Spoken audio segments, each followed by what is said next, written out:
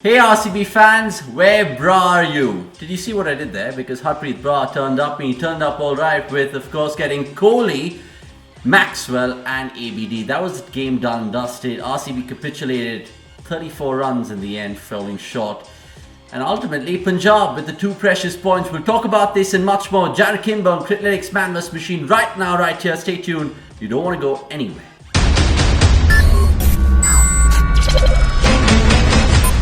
Whether they were done outwitted by KL Rahul in terms of tactics or whether it was the toss won by Kohli, you never know because RCB was shambolic. And we have, of course, Jarrod Kimber to dissect what's been a disastrous day if you're an RCB fan. Cock a hoop if you're Punjab.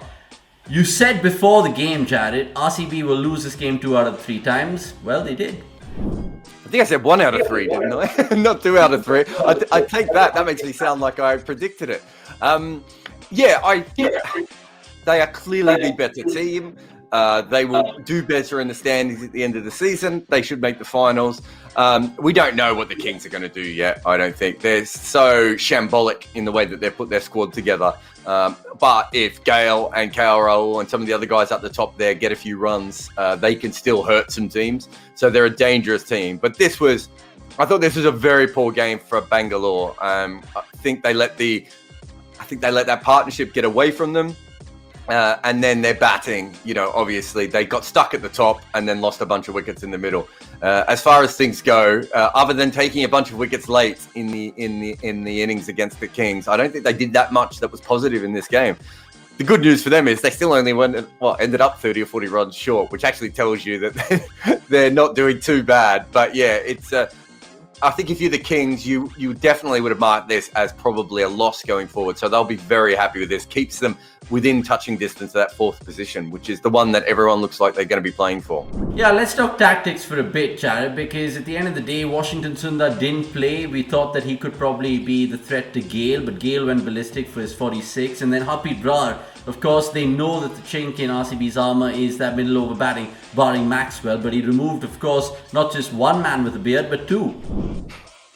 Yeah, I mean, that's a huge, spell of bowling, wasn't it? And I think you have to understand in T20 cricket, those things are sometimes going to happen. Like, especially with RCB, they have a long batting lineup. And so they should be pushing a little bit harder. In fact, they probably started a little bit slow, as I said before.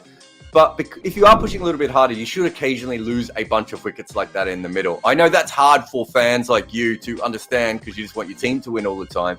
But I think that's part of good T20 batting is occasionally a collapse, which sounds like an oxymoron. But that's kind of how the sport works to a certain extent. It's a bit like if you want your basketball team to win a lot of basketball games, you want them to shoot a lot of 3-pointers. But you're also aware that sometimes they're going to miss a lot of 3-pointers. And same as baseball, same as football, all those sorts of things.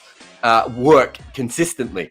And so in that particular case, I think they were just taken a little bit by surprise, but it was a good bowling. Sometimes you just go up against a good spell of bowling. And I thought it was really good. Both their spinners, I know one took the big name bowlers, the big name batters, but, Bishnoi was incredible as well. They completely choked up the middle of that game. And if you think back to some of Bangalore's better innings in this tournament, when teams have had good spinners against them on even more helpful pitches than this, they haven't been able to pin them down. So all credit to the sort of unheralded Punjab lineup, and how much better do they look with Bishnoi in that lineup than they did earlier in the season. Yeah, absolutely. There is, of course, light at the end of the tunnel for Punjab because now the point gap between RCB and Punjab is 4. So again, you can never call these IPLs because just when you think 3 or 4 teams are running away with it, in comes back one team to really bite the hand off. Let's talk about, of course, the Criclytics Man vs Machine predictions because I am pleased to tell you, Jarrod, you've come away with not just your first win, but a comprehensive 2-0 win, clean sheet as well, a defensive Mourinho-like solid performance at the back. We'll start with your batsman predictions first, and you went for Chris Gale. At the time, I'll quote you, you said, I want to have some fun with it. You didn't just have fun with it, but you won it all right. Yeah, he'd made the runs in, what was it, one of their chases, wasn't it? When they got home with Carroll, I felt he was batting okay. I know he made a golden duck in the previous game, so a bit like Nicholas Pooran. I don't really count ducks as failures in T20 cricket. I'd much rather a player make a duck in T20 cricket than 12 off 18 balls or those kind of innings. Those are the ones I don't like. So I kind of figured he was in decent touch, but he hadn't quite gotten away yet. And with that in mind, that's kind of why I took a bit of a punt on him. And him, I think I said I would have gone with KL Rahul as well as my batter. And I just felt that they were both in better nick than their numbers had shown. You get a bit of an idea of how players are seeing the ball, even if it's not always coming off the middle. And if you look back, at the start of his innings, he actually mishit a lot of those early balls.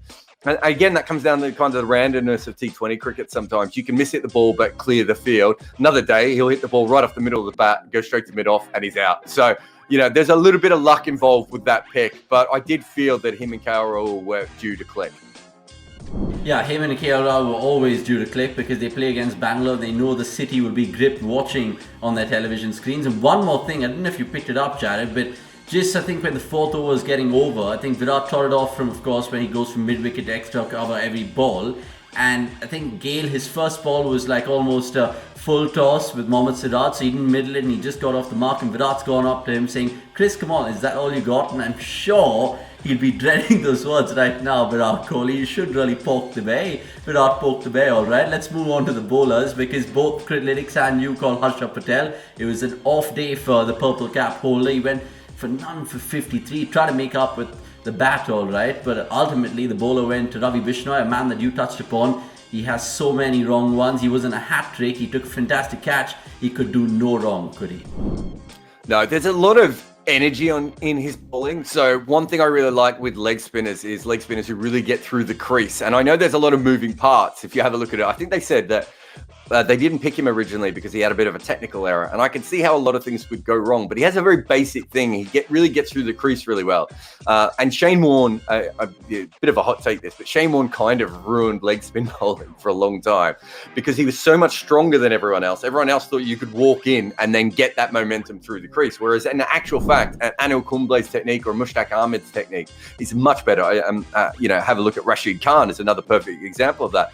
I really like Bishnoi and his energy. It is interesting that he doesn't spin the ball a long way away from the bat and he's with Anil Kumble's team, but that's probably, for another day. But I really do like him. And I think that, as I said, I know he didn't get the big name wickets today, but obviously he got the fantasy points. And I think that he's really, really going to trouble a lot of batters in this tournament. Clearly, people don't pick him very well. And also the overspin that he gets. So the wrong one can spin sideways, but can also overspin. And that's a bit like that can cause other problems as well. He's a really fascinating bowler. And, how many more games does he need to bowl this well in before people start talking about the World T20? Probably none, because I just did it now. So 0 more games would be the official amount. I mean, I'll tell you what, I agree with you completely. Even those spinners that you mentioned there, even Afridi comes to mind with his quick little hurry over there, but we'll have that conversation another day. All-rounders, because of course there was Glenn Maxwell in the mix, there was Deepak Hooda in the mix. None of you all got this right. It was, of course, ultimately Harpreet Brar, because at the end of the day, he got his first game in this year's competition, and he just took like a duck to water. Yeah, I think it'd be really interesting to go back and have a look at some of their lineups. I would assume that if they had a more balanced lineup earlier in the tournament, they probably would have fitted him in. And, it's one thing, we talked about it on the preview show. It's why I don't buy the Kings. I don't like their 11, as they put it. It's not that there aren't talented players in their 11. It's not that their overall squad is terrible. It's that it doesn't fit together as one good 11 on the team. And I think the fact that 2 of their best players in this game haven't been regularly picked kind of tells you a lot of what you need to know there. And again, as we said earlier, the fact he got the 3 big wickets is miraculous. I thought he bowled really, really well. The fact he's got all-round skill as well. It really, it's interesting where he goes going forward. He's been there and about for a long time, but this is a game that... This is the sort of game that, let's say your career fizzles out a little bit. Let's hope it doesn't for him. But if his career doesn't fizzle out, on the knee, right? You've got the grandkid on the knee, and you're just like, let me tell you about the day I absolutely ruined 3 of the best batters in the world. It's a long story, little grandkid. And I know cricket doesn't exist anymore because everything's being replaced by robots. But let me tell you this story. It would have been a fantastic story if, of course, he got a hat-trick. It would have been hat-trick Harpreet, all right. But moving on to the wicket-keepers, because also a little bit of numbers with KL Rahul, because the last time RCB got him out, Jarrod, was 736 days ago, which is quite a long time in T20 cricket for a batsman. And he, of course, gave you the points here. You went 2-0 up, and quite convincing from your performance, but also quite convincing from KL Rahul once again. Yeah, I think he's a fantastic player. There's a lot of talk about how slow he's going, and it annoys me as much as anyone that he bats as slow as he does, because you can see what he does today. And when he says things like, "Oh, strike rate doesn't matter," well, I mean, it mattered today. His strike rate won him the game today. What did he face? 50-odd balls? If he'd scored 65 runs from those 50-odd balls, they wouldn't have won this game. So we know that strike rate matters, and we know that he has a gear that other players don't have, and that's what we want from him. I actually don't mind the slow starts. It's not a great combination with him and Gale sometimes, because sometimes they can both start slow, but I don't mind the slow starts. It's when he doesn't catch up is really, really annoying. We know he is one of the best batters in T20 cricket. I don't know if I've told you this. He has the funniest record in T20 cricket. I put it in one of my videos and no one could quite believe it. He went 28 straight T20 games without scoring in single figures. No one had ever done that before. I think the closest to him is 22. If you can score in T20 cricket that consistently, and I know double figures aren't a huge score, but if you can score and that consistently, that just shows that you're on another level as a batter. And I think today, that was the kind of innings that, I mean, I'd be shocked if Kings fans aren't sitting there going, yeah, that's the KL Rahul we want. Can we get that one, please, all the time? I think KL Rahul, in those terms, Jarrod, is not a batsman. He's just a banker, because he just amasses those runs for fun. He's a leading run getter since IPL 2019, and who knows what's store for him and his team. A final word before we wrap. We have 30 seconds. A quick verdict in Punjab. Are they knocking in the door right now in terms of the playoff, or is it just a flash in the pan? It's a really good question. I think that there's nothing in their squad or in their team that makes me think they're going to win games consistently. And when you start poorly in the season, that's the problem, isn't it? It's not that they can't win games. We know they have enough talent to be able to win games. I can't see them winning games consistently. And with that in mind, it's going to be hard. But we don't know where Mumbai's going to go. I mean, everyone's like, "Oh, Mumbai's starting slow. They're going to come good." We kind of always say that, but we say that in the years when they don't come good, as well as we say it in the years when they do come good. So it is going to be fascinating. I think that if I was fighting for fourth position in the IPL, and I think that's where the Kings are going to be fighting, Mumbai is probably not the team I want to be fighting against. But let's see how it goes. You know, you knock a couple of wins in a row here, and Mumbai continue to struggle and go up and down. They've got every chance of doing it. Download the cricket.com app as well, because it gives you all you need to know, especially during an IPL game.